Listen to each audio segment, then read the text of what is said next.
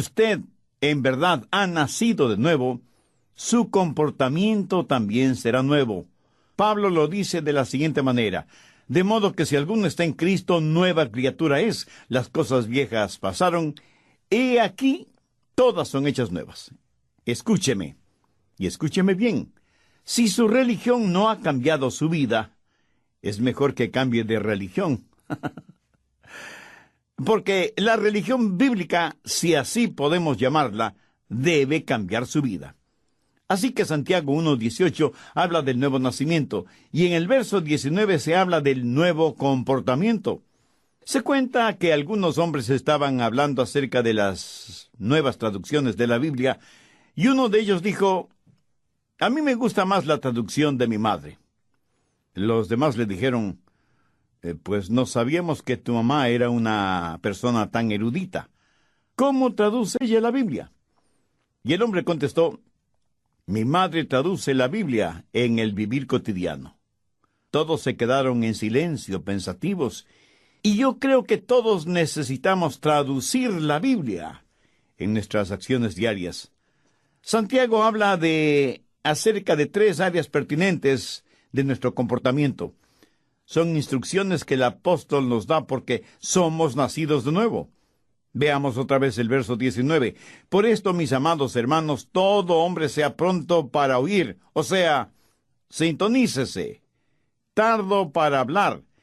Eso quiere decir, baje la voz. Tardo para irarse, lo cual quiere decir, sea agradable. Así que veamos primero, sintonícese, pronto para oír, listo para escuchar lo que Dios tiene que decirnos individualmente. Parece que algunas personas son completamente sordas o que escuchan solo lo que les conviene y no oyen la voz de Dios porque sus oídos espirituales están fuera de sintonía. La Biblia dice que debemos ser prontos para escuchar, pero no dice que debemos escuchar todo lo que se dice. Hay cosas que no debemos oírlas. En Marcos 4:24 leemos: mirad lo que oís. Usted no necesita oír todo lo que se dice. Usted no necesita hacer de sus oídos tarros de basura en donde todo el mundo bota sus chismes y sus habladurías. Usted no necesita escuchar cada filosofía humanista y pagana. Por eso Jesús dijo: mirad lo que oís. Cuando Santiago habla de ser prontos para oír, ¿qué quiere decir? Que hay que ser rápidos para captar los impulsos del Espíritu Santo, rápidos en escuchar la palabra de Dios, rápidos en oír la voz de Dios. ¿Está usted listo para oír la voz de Dios este momento? El problema con mucha gente es que no está escuchando. No es que Dios no esté hablando. El problema es que nosotros no estamos escuchando. Dios nos habla por medio de su palabra, la Biblia. ¿Tiene usted una Biblia? ¿La lee? ¿La conoce? ¿La estudia y medita en ella? Si su respuesta es no a estas preguntas, ¿por qué no? ¿Usted dice ser cristiano? La Biblia es la palabra de Dios para usted. Por lo tanto, no es paradójico que usted quiere conocer la voluntad de Dios, pero no lee su palabra ni su corazón está listo para escuchar su voz. Tengo aquí 5 preguntas que quiero que se las haga a usted mismo. Primera, ¿hay una lección que debo aprender? Segunda, ¿hay una bendición que debo disfrutar? Tercera, ¿hay un mandamiento que debo obedecer? Cuarta, ¿hay un pecado que debo evitar? Y quinta, ¿hay una verdad que debo llevar y compartir? Verá, Dios me ha llamado a mí para predicar. Y no lo digo por vanidad ni orgullo. Dios me ha dado la habilidad y la sabiduría espiritual para predicar su palabra. Si no fuera así, yo sería un usurpador de una extraordinaria responsabilidad a la que Dios me ha llamado. Y la Biblia me dice que debo ser sumamente cuidadoso con lo que predico. El apóstol Pedro dijo: si alguno habla, hable conforme a la palabra de Dios. Pero así como es mi responsabilidad el hablar conforme a la palabra de Dios, es su responsabilidad, amigo oyente, el estar preparado para escuchar el mensaje de la palabra de Dios. Tengo el derecho de esperar que usted esté preparado para oír, así como usted tiene el derecho de esperar el que yo esté preparado para predicar. ¿No le parece? Sí, yo sé que no soy el mejor predicador del mundo y estoy muy convencido de esa realidad.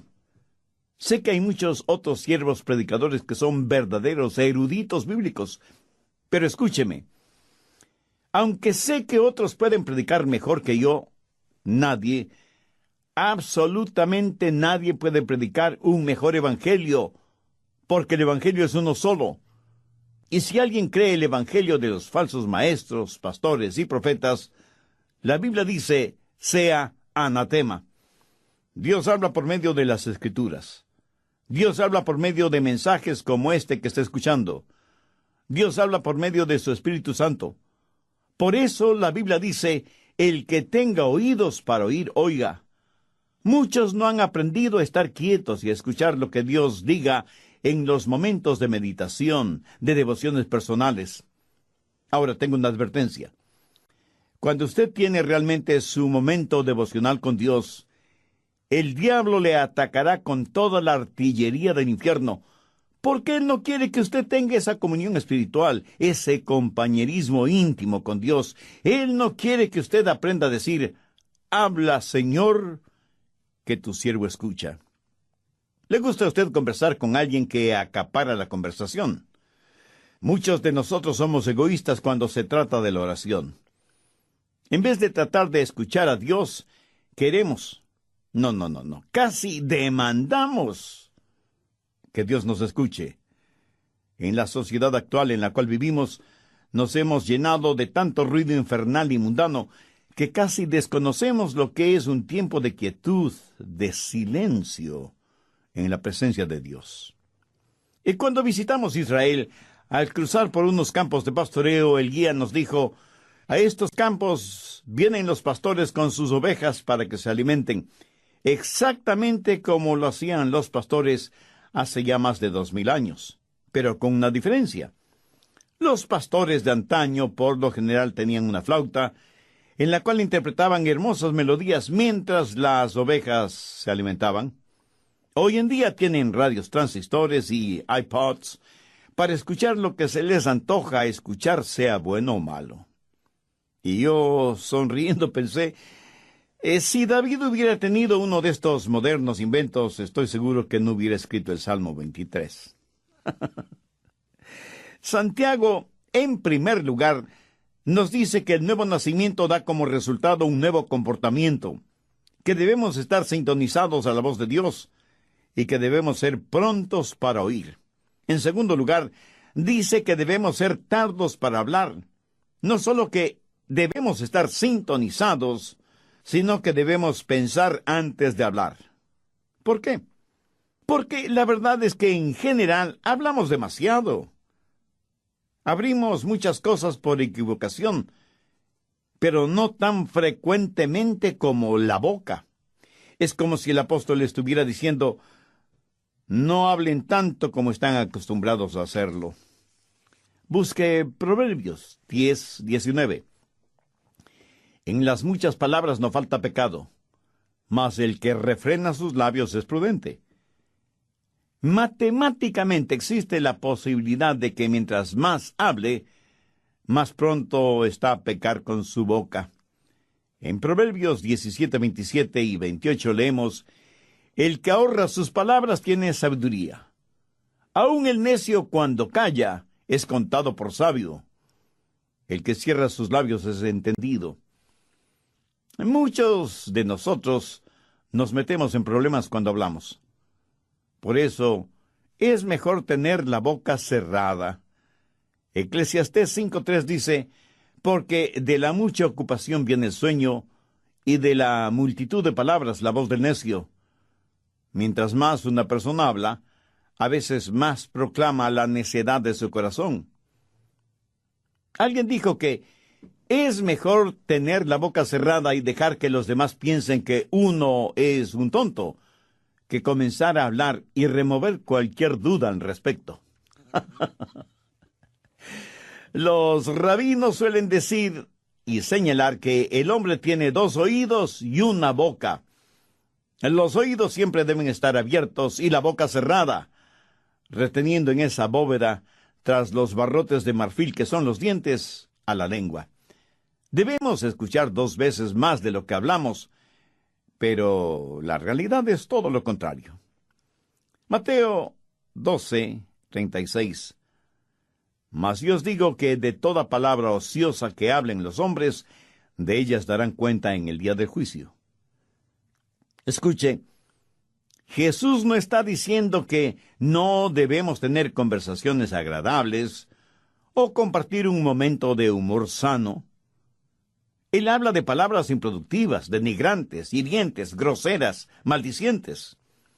En Santiago 2:17 leemos: así también la fe, si no tiene obras, es muerta en sí misma.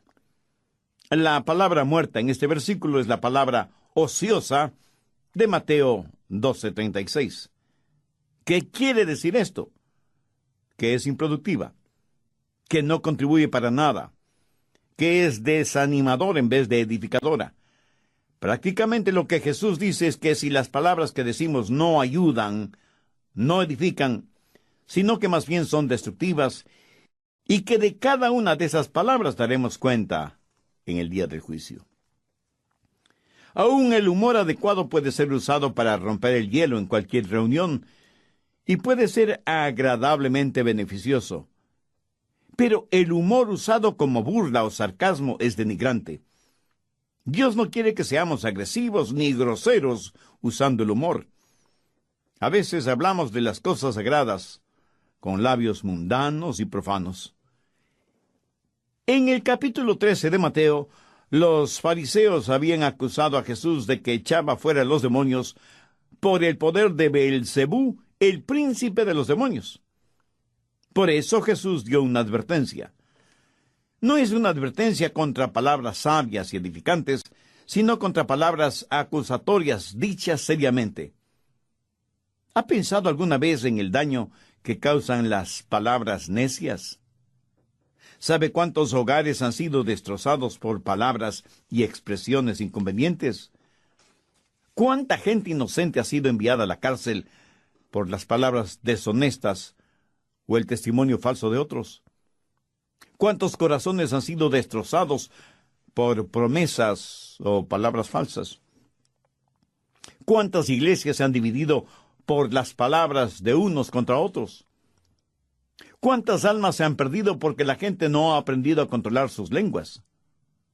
Una de las marcas de una persona nacida de nuevo es que su lengua está bajo el control del Espíritu Santo. Y la misma Biblia, que nos dice que seamos prontos para escuchar, nos dice que debemos ser tardos para hablar. Y las dos cosas son mutuamente incompatibles. Hay una antigua rima infantil que dice: el viejo búho vivía en un roble. Mientras más veía, menos hablaba. Mientras menos hablaba, más escuchaba. ¿Y por qué no podemos ser como ese viejo búho? ¿Lo ve? Ese sabio búho había aprendido a escuchar. Muchos de nosotros nos asombraríamos de saber lo mucho que hablamos, y nos asombraríamos mucho más al saber que podemos hacer mucho bien a los demás, con menos de la mitad de lo que dijimos en todo el día. Salmo 141:3. Pon guarda a mi boca, oh Jehová, guarda la puerta de mis labios. Esta es una sabia manera de pedir ayuda a Dios para controlar sus palabras, de estar consciente de las cosas que dice. Entonces, Santiago hace énfasis en que las marcas de un nuevo cristiano son, primero, el que haya nacido de nuevo; segundo, que sea pronto para escuchar; y tercero, que sea tardo para hablar y para airarse. No solo debe estar en sintonía y bajar la voz, sino que debe ser agradable. Y el ser agradable no es más que la suma, el amalgamiento de las dos primeras características. Cuando una persona comienza a escuchar más y hablar menos, afecta su temperamento porque aprende a controlar su corazón. Porque cuando sus pensamientos son controlados y su lengua es controlada, entonces su temperamento es controlado. Por eso Santiago dice que debemos ser lentos para la ira. Tal vez los jovencitos modernos no sepan lo que ira significa. Sencillamente significa perder control de su temperamento. Por eso la advertencia de ser lentos para airarse. Nunca debemos perder nuestro temperamento. Pero ¿sabe una cosa? En verdad no es que perdemos nuestro temperamento. Más bien, lo encontramos. La Biblia nos dice que nunca debemos enojarnos.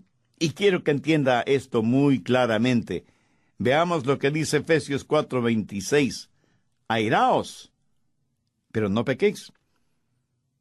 Es pecado cuando su enojo se transforma en ira. Jesús se enojó, pero no pecó.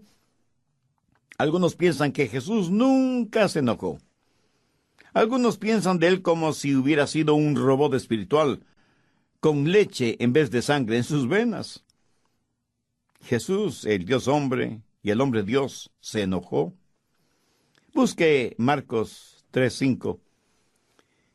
Entonces, mirándoles alrededor con enojo, entristecido por la dureza de sus corazones, dijo al hombre: extiende tu mano.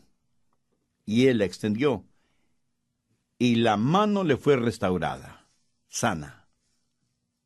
¿Lo notó? Lo que enojó a Jesús fue la dureza del corazón de ellos frente al dolor y la necesidad de otros seres humanos. Ahora escúcheme muy atentamente. Algo no está bien con usted si es que algunas cosas no le enojan. Pero tenga cuidado. La Biblia dice, airaos, pero no pequéis. Y el apóstol Santiago dice que debemos ser lentos para la ira, porque en general es muy fácil para nosotros el hacer desaparecer los límites de una indignación justa con nuestras irritaciones personales. Recuerde que la ira de los hombres no obra la justicia de Dios, porque nuestras iras son irracionales, y aquello que es irracional no puede jamás ser justo. Solo Dios es justo. Su justicia demanda el castigo de nuestros pecados, pero su amor nos redime y protege. Somos criaturas que todo lo racionalizamos. A nuestros viles temperamentos los llamamos indignación santa. ¿Sabía que usted puede ser bueno y malo, malo y bueno al mismo tiempo? Veamos esto de bueno y malo. Asegúrese de que los siguientes 3 elementos estén presentes. Primero, que su enojo sea por una razón justa. Verá, por lo general nos enojamos cuando nos empujan, o cuando creemos que nuestros derechos no son quitados, o cuando alguien nos ofende, o alguien se mete bravuconamente delante de nosotros en una fila. Ah, cómo nos enojan esas cosas, ¿verdad? Ahora, aunque en la Biblia leemos que Jesús se enojó, su enojo siempre fue justificado. No hay ninguna expresión derogatoria contra otras personas, excepto los fariseos y los publicanos.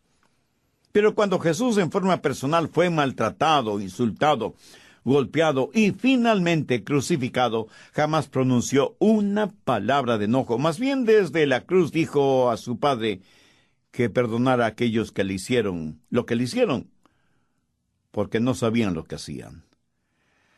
La mayoría de nosotros nos enojamos cuando alguien nos hace daño.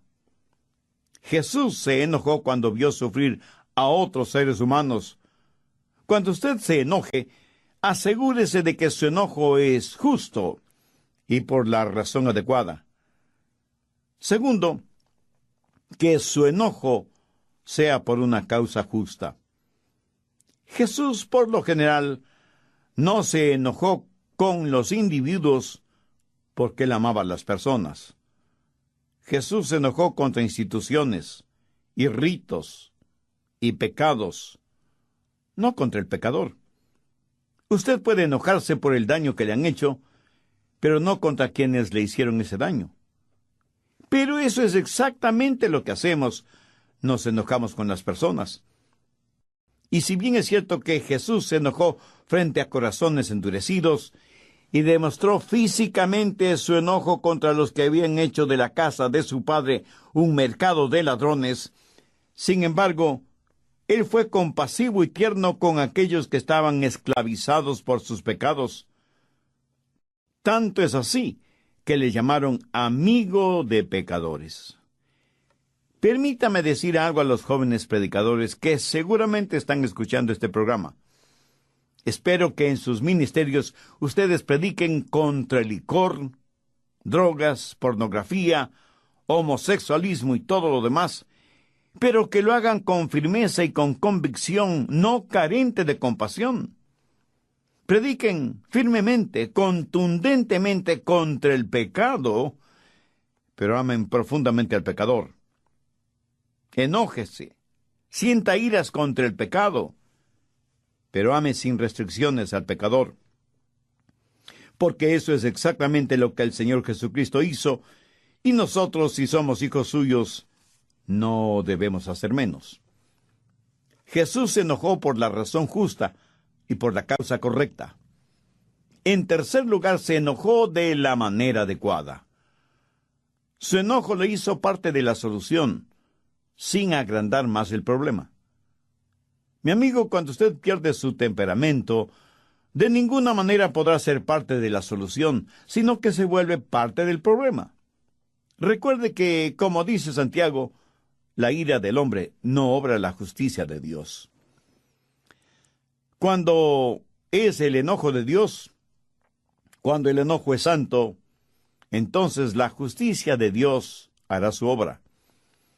Es mejor aprender que cuando levantamos nuestra voz, también debemos levantar nuestras manos y hacer algo acerca de la situación. No se requiere ser muy inteligente para criticar. Cualquiera puede hacerlo. La Biblia dice que debemos ser lentos para la ira.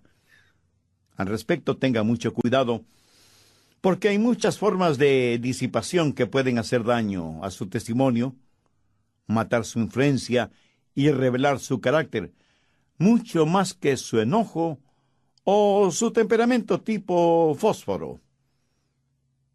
¿Quiere que le diga lo que la Biblia dice acerca de su temperamento? ¿Y qué es lo que eso prueba acerca de usted? Si usted tiene un fusible cortito, si usted es la clase de persona que explosiona por cualquier cosita, primero, usted es una persona que tiene una mente necia. Busque Eclesiastés 7:9. No te apresures en tu espíritu a enojarte, porque el enojo reposa en el seno de los necios. Y no vaya por ahí haciendo flamear su orgullosa superioridad intelectual, porque la Biblia dice que si usted es dado al enojo, usted no es nada más que un necio. Segundo, usted es una persona de carácter débil. Proverbios 16:32. Mejor es el que tarda en airarse que el fuerte, y el que se enseñorea de su espíritu que el que toma una ciudad. Algunos piensan que ser rápidos para enojarse y tener un temperamento violento es una señal de fortaleza.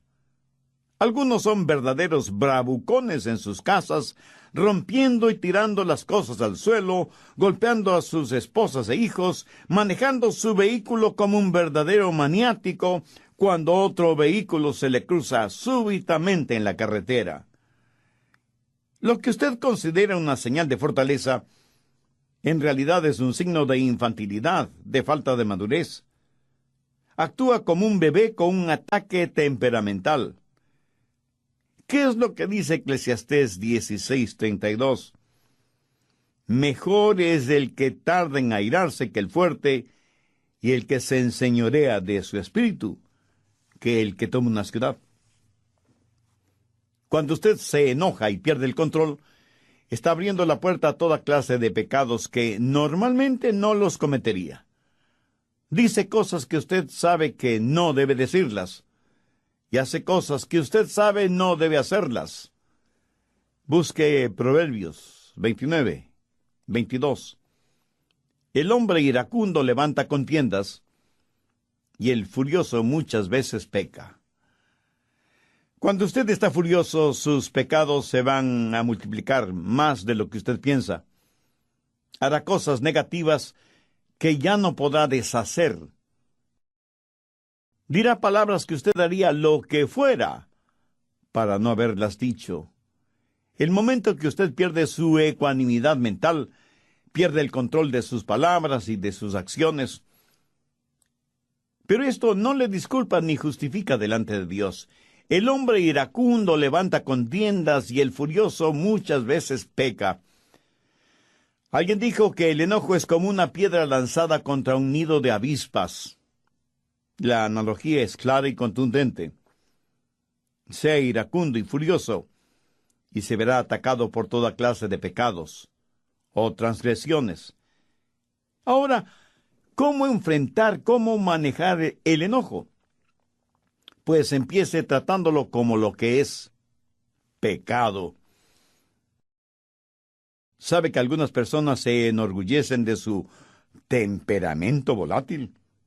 Y no solo que se enorgullecen, sino que lo razonan, lo justifican y dicen: es que todos en nuestra familia somos pelirrojos.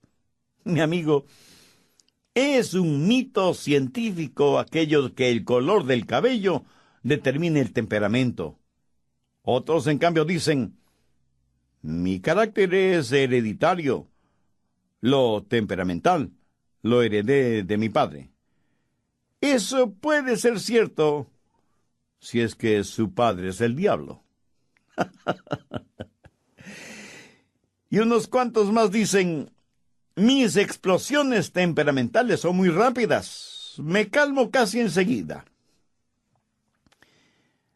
Un hombre con una subametralladora dispara indiscriminadamente contra una multitud. Ese acto dura solo unos segundos, pero ha dejado muertos y heridos. Y no solo se ha perdido vidas humanas, sino que muchos hogares quedan destrozados. Tratamos de razonar, justificar nuestro enojo, nuestro temperamento.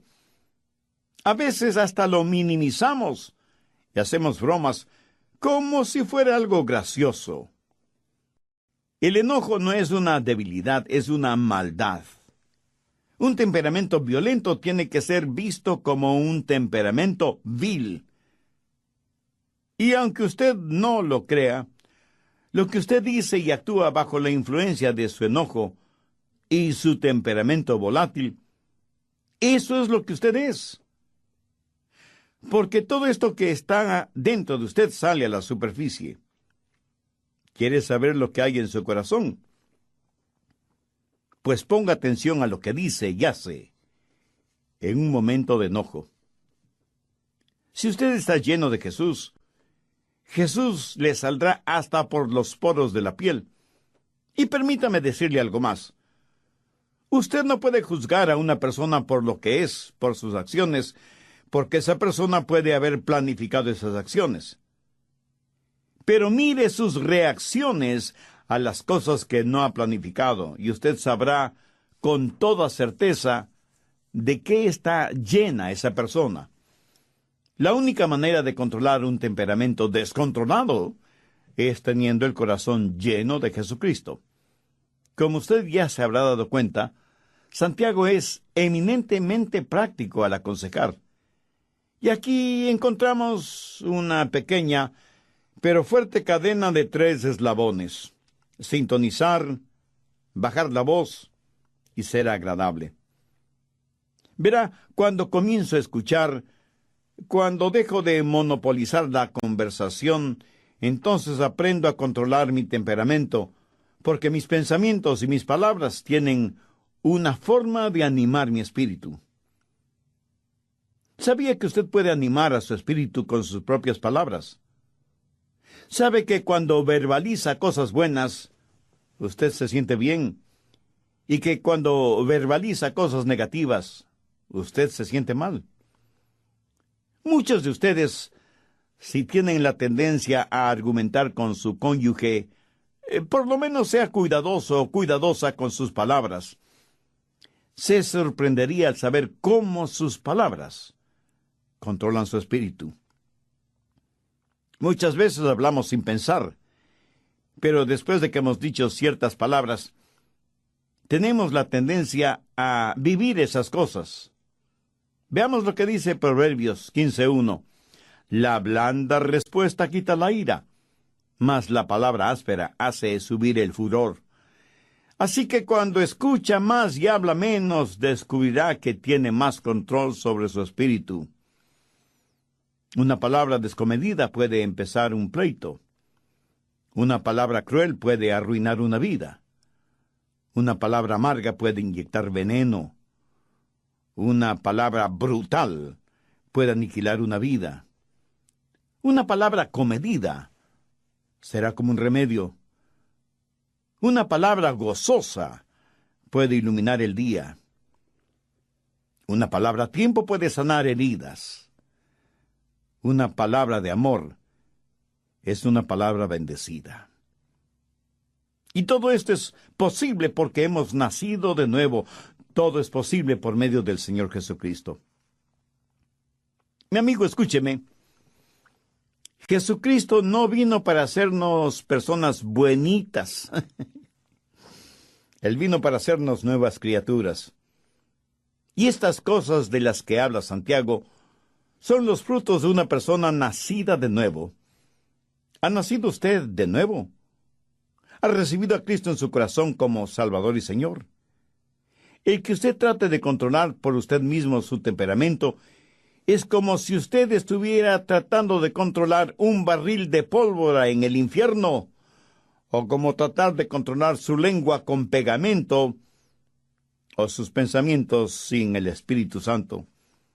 Entonces, primero, usted necesita una nueva naturaleza, necesita nacer de nuevo. Dios le ama y tiene un plan para su vida. Jesús está llamando a la puerta de su corazón porque quiere darle nueva vida y hacerle una nueva criatura. Hace años en el río Mississippi, uno de sus puentes debía ser levantado para permitir el paso de los barcos. El hombre que estaba a cargo de ese puente tenía un trabajo muy importante: mover palancas, girar manijas, apretar botones para poner en funcionamiento los engranajes del puente para levantarlo y bajarlo nuevamente. El puente se movía sobre sus enormes bisagras para permitir el paso de barcos. Luego el encargado bajaba el puente para permitir el paso de los vehículos y los peatones. Un día el hombre trajo a su hijito, quien quería ver qué es lo que hacía su papá y cómo es que el puente trabajaba. El papá hizo su trabajo y los engranajes comenzaron a moverse y a levantar el puente para permitir el paso de un gran barco. Luego tenía que bajarlo rápidamente porque se aproximaba un tren de pasajeros. Pero cuando el puente estaba bajando, su hijito cayó a las aguas del río. El niño gritaba pidiendo que su papá le ayudara. El hombre sabía que no podía abandonar su puesto de trabajo, ni mucho menos los controles del puente. Si lo hacía así, el tren de pasajeros que se acercaba se descarrilaría y se hundiría en el río con toda su carga humana, y cientos de personas morirían ahogadas y sepultadas en los vagones del tren. El hombre tuvo que tomar una decisión. Se quedó en los controles, bajando el puente para que el tren pudiera pasar con seguridad, mientras con el corazón destrozado veía a su pequeño hijo desaparecer en las aguas del río. Nunca encontraron el cadáver del niño. Y cuando escuché esta historia, pensé en todas las personas que estaban en el tren, que vieron al hombre manejando los controles del puente, que agitaron sus manos y le sonrieron, y que nunca supieron el precio que ese hombre tuvo que pagar para salvarles. Espero que usted no haga eso con Dios, agitar la mano y sonreírle. Quiero que sepa que Dios puso a su Hijo Jesucristo en la cruz para que usted pueda cruzar con seguridad de la tierra al cielo. Quiero que sepa que Dios ama de tal manera al mundo, y aquí estamos usted y yo incluidos, que dio a su Hijo unigénito para que pagara el precio de la culpa de sus pecados. No los de Jesús, porque Él nunca pecó, sino sus pecados.